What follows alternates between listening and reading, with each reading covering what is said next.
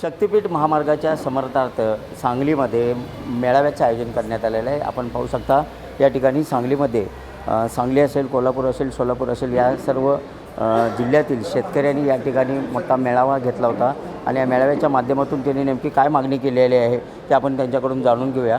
तुमचं नाव सांगा, कुठून आला आहे आणि काय तुमच्या मागण्या आहेत आणि आज काय केलं तुम्ही? आम्ही सर्व शेतकरी सोलापूर जिल्ह्यातील असून सांगोला तालुका सोलापूर जिल्ह्यातील सगळे शेतकरी आलो। माझे नाव सुदर्शन शंकर जाधव उर्फ दादा जाधव, चिंचोली येथे माझी शेतजमीन असून मी शक्तिपीठ बाधित शेतकरी आहे।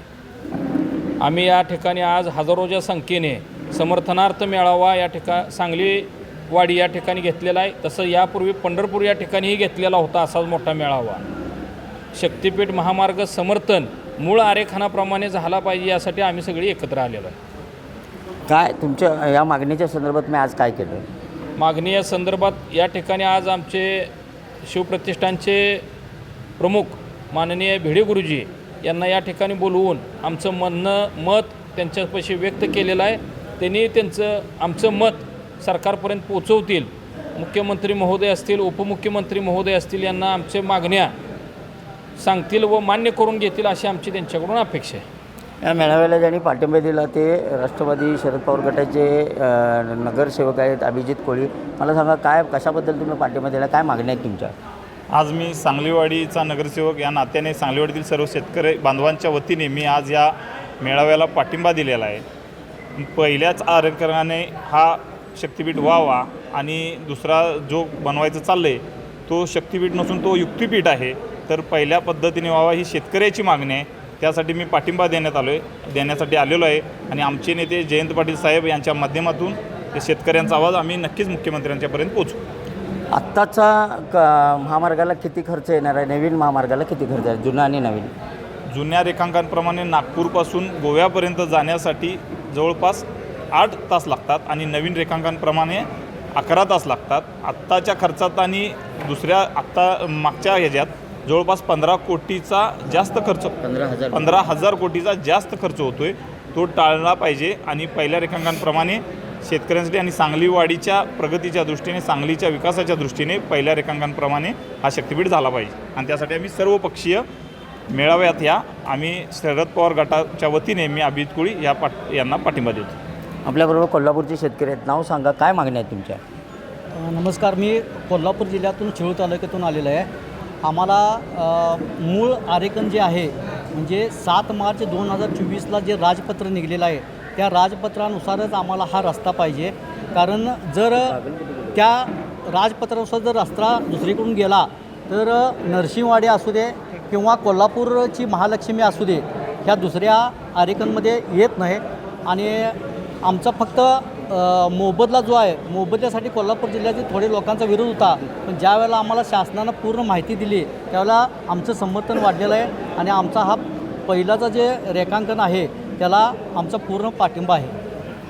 आपल्याबरोबर काही सोलापूरचे शेतकरी आहेत, नाव सांगा, काय मागण्या आहेत तुमच्या? माझं नाव प्रवीण गजानन चौगुले, चोपडी प्रॉपर, तालुका सांगोला, जिल्हा सोलापूर। आमची मूळ आरेखनाप्रमाणे शक्तिपीठ महामार्ग झाला पाहिजे ही मागणी आहे। पण फडणवीस साहेबांनी असं बोलले होते की हा पॅरलल रस्ता आहे, हा होणार नाही। पण पॅरलल रस्ता अजिबात नाही, कारण पहिला मूळ जो NH नॅशनल हायवे जो आहे 1200 किलोमीटर आहे, तर हा नवीन जो आता ॲक्सेस कंट्रोल होणार आहे तो 802 किलोमीटर आहे, त्यामुळे पॅरललचा विषयच येत नाही। तर हे नागपूर ते गोवा रस्ता असल्यामुळे कुठं तर पॅरलल 25 किलोमीटर येणारच आहे। असं काय होणार नाही की टोटल रस्ता पॅरलल कुठंच येणार नाही, असं होणार नाही। पण ॲक्सेस कंट्रोल रस्त्याचं आणि NHI रस्त्याचं पॅरललचा काही संबंध नसतो। तुमची ॲक्सेस कंट्रोल रोडचे उद्दिष्ट वेगळे असतात आणि नॅशनल हायवेचे उद्दिष्ट वेगळे असतात, त्यामुळे हे मूळ आरेखनाप्रमाणेच हा रस्ता झाला पाहिजे अशी आमची मूळ मागणी आहे।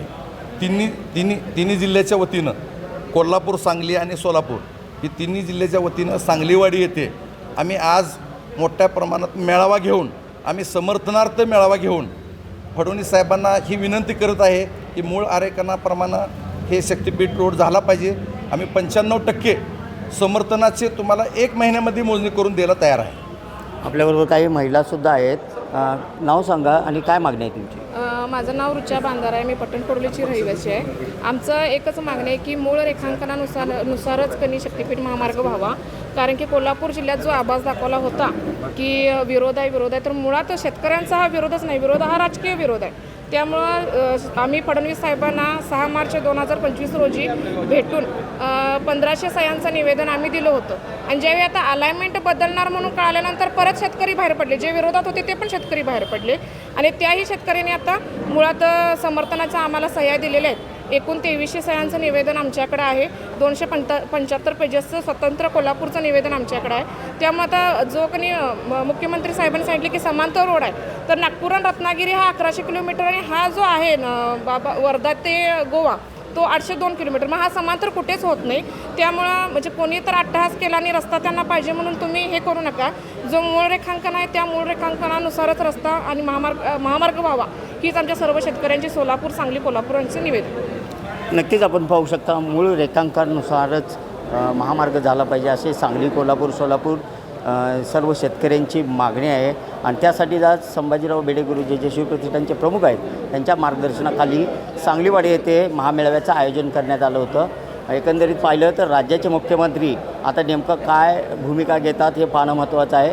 हे सर्व शेतकरी मुख्यमंत्र्यांना सुद्धा भेटणार असल्याची माहिती यांच्याकडून समोर येत आहे. कॅमेरामन सुजितसोबत मी शंकर देवकुळे, TV9 मराठी, सांगली.